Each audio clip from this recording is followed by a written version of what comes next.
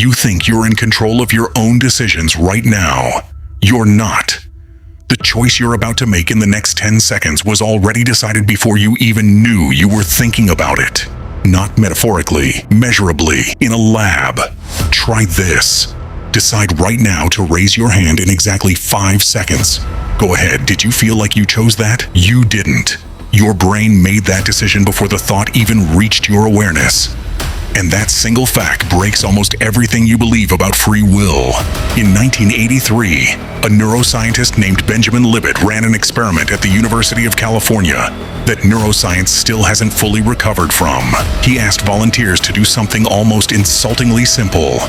Sit in a chair, watch a clock with a dot sweeping around its face, and flick their wrist whenever they felt like it.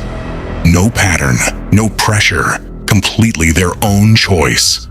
The only job was to remember exactly where the dot was, the moment they felt the urge to move. While they did this, Libet's team recorded their brain activity, and they found something that shouldn't have been there. A slow buildup of electrical activity, what he called the readiness potential, started in the brain a fraction of a second before each person felt the urge to act. The brain was already preparing the movement before the person consciously decided to make it. The decision came first. The feeling of deciding came after. You were the last one in the room to find out what you were about to do. For 25 years, that half-second gap was the entire debate. Then, in 2008, a team led by neuroscientist John Dylan Haynes blew the timeline apart. Using brain scanners far more precise than anything Libet had access to, his team found they could predict which button a person would press, left or right, up to 7 seconds before that person became consciously aware of choosing. 7 seconds, not half a second. 7. Long enough to make a sandwich. Long enough for an entire conversation to start and end inside your skull, while the part of you that thinks it's running the show is still waiting for the memo. Here's what makes this so unsettling. This wasn't some obscure brain region doing random background noise. The activity showed up specifically in the frontopolar cortex, right behind your forehead, the same region tied to planning and intention. It wasn't noise. It was a decision already being assembled while you still believed the page was blank.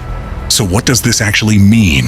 It means somewhere inside your skull right now, something is making choices on your behalf and handing you the finished product with a label that says you decided this. The version of you having this experience, the one reading these words, feeling like it's following along and forming opinions in real time, might be running several seconds behind the actual decision maker. You're not driving. You're watching a recording of the drive and calling it live. Now, before this turns into a complete surrender to determinism, here's the complication almost nobody mentions when they talk about this study. Even Libet himself didn't think free will was dead. He proposed something he called the veto. Even if the unconscious brain initiates an action, Libet found there's still a brief window, roughly 200 milliseconds, where the conscious mind can step in and cancel it. You might not choose to act, but you might still be able to choose not to. Free won't instead of free will, and there's a deeper crack in the foundation. In 2012, a neuroscientist named Schurger took a hard look at what that readiness potential actually was. His argument was strange enough to reopen the entire debate. He suggested the readiness potential might not be a decision forming at all.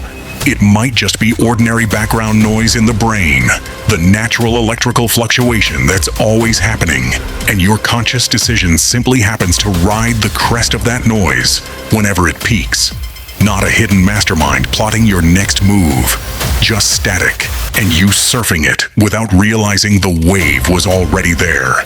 Which means the unsettling headline, "Your brain decides before you do," might be slightly wrong. It might be closer to this.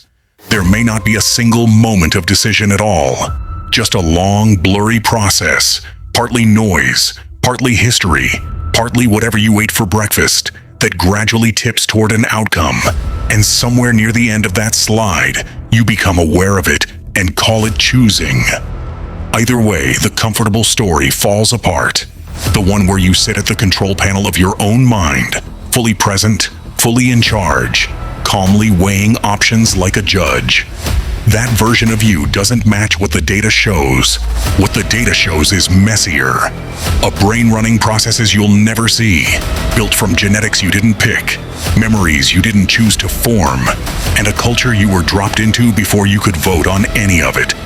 All quietly converging into something that feels, from the inside, like a clean decision you just made.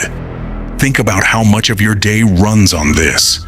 The argument you didn't mean to start, the thing you said that surprised even you, the job you turned down in a heartbeat and only figured out why 3 days later.